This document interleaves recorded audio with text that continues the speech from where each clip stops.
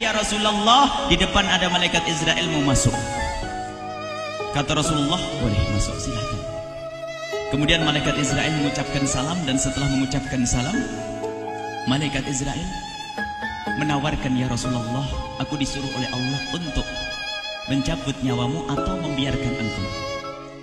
Dalam riwayat, aku disuruh oleh Allah untuk memberikan pilihan kepadamu, al-baqa' fid dunya, tetap di dunia, atau ar-rafiqal a'la, atau dengan Allah.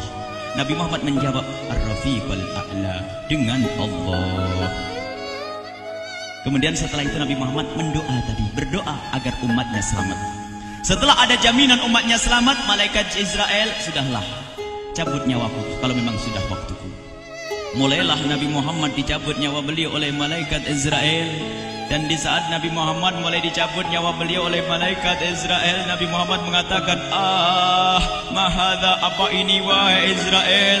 Malaikat Israel kemudian menjawab, ya Rasulullah, itu adalah sakaratul maut, itu adalah sakitnya di dalam kematian. Kemudian Nabi Muhammad mengangkat tangannya sambil berucap, la ilaha illallah, inna lil mauti la sakarat, tidak ada Tuhan selain Allah, sungguh di dalam kematian ada sakitnya, sakit kematian, yaitu sakaratul maut. Kemudian Nabi Muhammad memohon, ya Allah, Allahumma khafif alayya sakaratul maut, ya Allah, ringankan sakaratul mautku ini, ya Allah. Dijawab oleh malaikat Israel, ya Rasulullah, itu sudah aku ringankan 70 kali. Nabi Muhammad menoleh, apa malaikat Israel? Sudah kau ringankan 70 kali keringanan? Iya ya Rasulullah, sungguh aku tidak pernah mencabut seorang hamba lebih lembut dari cara mencabut nyawamu. Ini sudah aku ringankan 70 kali. Setelah itu justru Nabi Muhammad menangis, Israel, 70 kali rasanya masih sakit. Iya ya Rasulullah, memang itu sakaratul maut. Lalu bagaimana engkau mencabut umatku, wahai Israel? Allah, yang diingat siapa? Umat.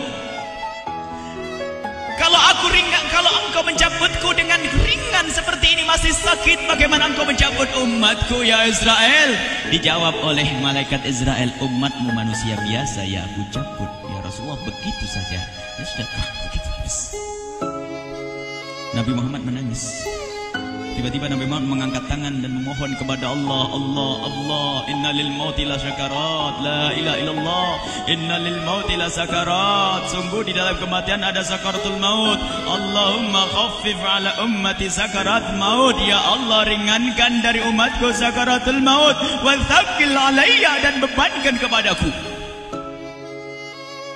Sampai tidak sadar doanya Nabi Muhammad seperti itu. Thaqqil alayya itu doa cinta. Seorang ibu yang pernah punya anak, tuh lihat kalau doa Rasulullah ini masih dilakukan. Bagaimana Rasulullah bisa doa begitu? Itu bahasa cinta yang tidak bisa diterjemahkan dengan oleh akal. Seorang ibu kadang-kadang, ibu yang di belakang, ibu mau dikasih sakit oleh Allah? Mau, Bu? Ibu jauh sekali. Ibu mau dikasih sakit? Jawabnya tidak mau.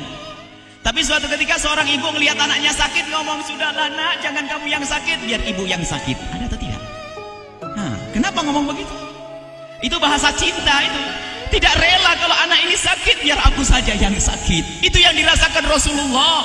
Sakaratul maut begitu sakitnya, membayangkan betapa sakitnya umat Nabi Muhammad di saat dicabut nyawa beliau.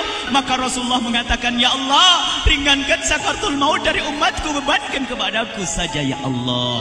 Wala sawfa yu'tika fatarda. Permintaan Nabi Muhammad tidak ditolak oleh Allah, dikabul dan dikabul, wahai Muhammad.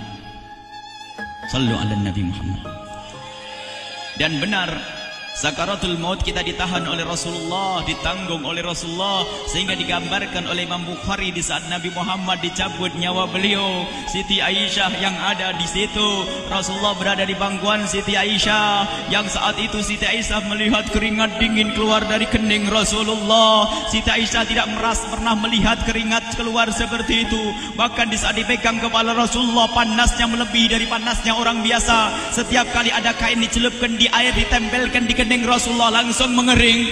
Saat itu Nabi Muhammad mengucapkan kalimat la ilaha illallah innal lil mauti la sakarat. Kemudian Nabi Muhammad berpesan dengan banyak pesan, dan di antara pesan Rasulullah adalah akri minni ala ummati salam, akri minni salam ala ummati wa ala man ittaba'ani wa ala man tabi'ani min ila yaumil qiyamati. Aku titip salam kepada umatku dan orang yang mengikutiku sampai hari kiamat. Sadari salam Rasulullah. Sebelum meninggal masih ingat titip salam. Salam kepada siapa? Bukan salam kepada siapa-siapa, tapi salam kepada kita. Maka mari kita mengucapkan salam kepada Rasulullah, karena Rasulullah sudah salam duluan kepada kita. Mari kita sejenak bersalam kepada Rasulullah dan hadirkan Rasulullah ada di mata kita dan di hati kita. Mari kita bersama-sama mengucapkan salam. Assalamualaikum ya Rasulullah. Assalamualaikum ya Rasulullah. Assalamualaikum ya Habiballah. Assalamualaikum ya Nabi Allah. Rasulullah mengucapkan salam untuk kita. Dan di saat itu Rasulullah keringat dingin keluar, maka oleh Siti Aisyah diusap. Oleh Siti Aisyah diusap, bayangkan saat itu Nabi Muhammad di pangkuan Siti Aisyah dan diusap oleh Siti Aisyah. Siti Aisyah berkata, keringat Rasulullah mengucur deras hingga aku usap, dan aku usap dengan tangannya Rasulullah. Diusap dengan tangannya Rasulullah. Siti Aisyah memegang tangan Rasulullah sendiri yang digunakan untuk mengusap keringat Rasulullah. Sahabat bertanya, Aisyah, kenapa harus dengan tangan Rasulullah tidak dengan tanganmu? Lihat jawab Siti Aisyah, karena tangan Rasulullah lebih lembut dari tanganku. Sallu ala Nabi Muhammad. Masih sempat nyanjung itu sahabat Nabi. Dalam keadaan begitu masih menyadari kelembutan tangan Rasulullah, jasad Rasulullah, kemuliaan Rasulullah sallallahu alaihi wasallam. Dan aku lebih menginginkan bahwasanya yang menyentuh jidat Nabi Muhammad adalah tangan yang paling mulia di dunia dan di akhirat. Siti Aisyah enggak berani menyentuhkan. Pengennya yang disentuhkan di kening Rasulullah adalah tangannya Rasulullah sallallahu alaihi wasallam. Kemudian setelah itu Nabi Muhammad merasakan sakit yang sangat untuk kita. Kemudian Nabi Muhammad mengangkat tangan tinggi-tinggi mengucapkan la ilaha illallah inna lil mauti la sakarat. Tiba-tiba tangan itu semakin turun dan ditangkap oleh Siti Aisyah. Dan di saat tangan itu jatuh di tangan Siti Aisyah, kemudian tiba-tiba paha Siti Aisyah merasakan berat kepala suci Rasulullah. Dan saat itu Siti Aisyah sadar bahwasanya Rasulullah sudah kembali kepada Allah Subhanahu wa taala. Sallu ala Nabi Muhammad.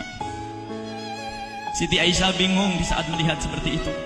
Ditaruh pelan-pelan wajah Rasulullah sambil menangis lalu berkata, Rasulullah sudah meninggal. Para sahabat Nabi pada bingung. Sayyidina Ali tiba-tiba terduduk, nggak bisa berdiri. Sayyidina Utsman nggak bisa ngomong. Ada orang Sayyidina Zaid berkata, aku baru melihat Rasulullah. Setelah ini aku tidak mau melihat lagi selain Rasulullah. Ya Allah, butakan mataku. Aku tidak ingin aku kotori mataku dengan selain Rasulullah. Dan dibutakan oleh Allah.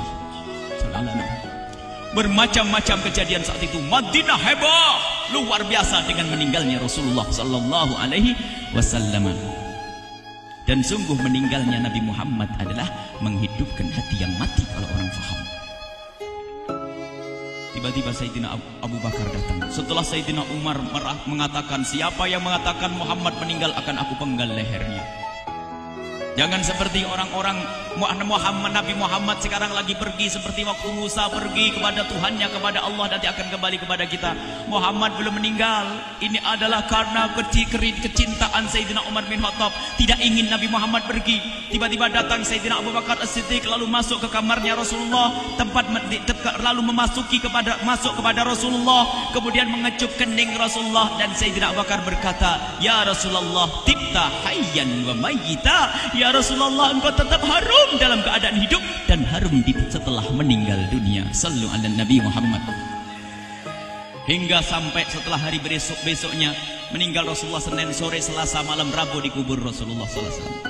Setelah dikubur, Sayyidat Fatimah bertanya kepada Sayyidina Abdullah ibn Abbas, Sayyidina Anas, wahai Anas, hai Anas, sambil menangis Sayyidat Fatimah Zahra, hai Anas, bagaimana engkau tega? Atabat anfusukum an tahtu ra'sa Rasulillah. Apakah engkau rela menaburkan debu di atas kepala Rasulullah? Sayyidina Anas menangis kaget, ya wahai binta Rasulullah, kalau kami tidak dilupakan oleh Allah, niscaya tidak ada yang bisa mengubur Rasulullah. Jadi saat itu dilupakan oleh Allah, sehingga mereka tidak menyadari melakukan itu semua. Kalau mereka sadar, tidak akan bisa mengubur Rasulullah sallallahu alaihi wasallam. Ini yang diungkapkan oleh Sayyidina Anas, kalau seandainya kami tidak dilupakan oleh Allah, niscaya kami tidak akan mampu mengubur Rasulullah sallallahu alaihi wasallam. Kami yang hadir di sini, ya Allah, ingin senantiasa hadir di hati kami kekasih-Mu Nabi Muhammad. Maka kami mohon, ya Allah, jadikan kekasih-Mu Nabi Muhammad yang akan, ya Allah, yang akan mendampingi kami kelak saat Kau cabut nyawa kami, seperti yang Kau wahyukan kepada kekasih-Mu Nabi Muhammad. Wa abshiru bil jannati, semua hamba yang beriman akan menyaksikan surga, ya di saat dicabut nyawa mereka. Dan surga, di tempat surga itu yang paling mulia adalah Nabi Muhammad. Maka kami mohon, ya Allah, saat Kau cabut nyawa kami, ya Allah, hadirkan Nabi Muhammad di hati kami, ya Allah. Dan kami mohon, ya Allah, saat di alam barzah nanti, ya Allah, saat yang sangat mengerikan itu, ya Allah, kami mohon hadirkan kekasih-Mu Nabi Muhammad, sehingga kami tidak takut dan gentar lagi dengan malaikat mungkar nakir.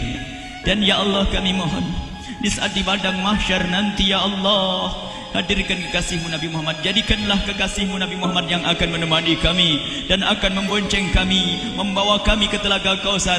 Lalu kami diberi air minum dari air telaga Kausar hingga kami tidak akan haus selama-lamanya. Ya Allah, jadikan kekasih-Mu Nabi Muhammad yang akan menemani kami di saat kami menyeberang Siratal Mustaqim hingga kami tidak akan terjerumus ke neraka Jahanam. Dan jadikan kekasih-Mu Nabi Muhammad yang akan kami saksikan setiap saat di surga-Mu, ya Allah. Ya Allah, jadikan kekasih-Mu Nabi Muhammad yang senantiasa, ya Allah, kami lihat kelak di surga.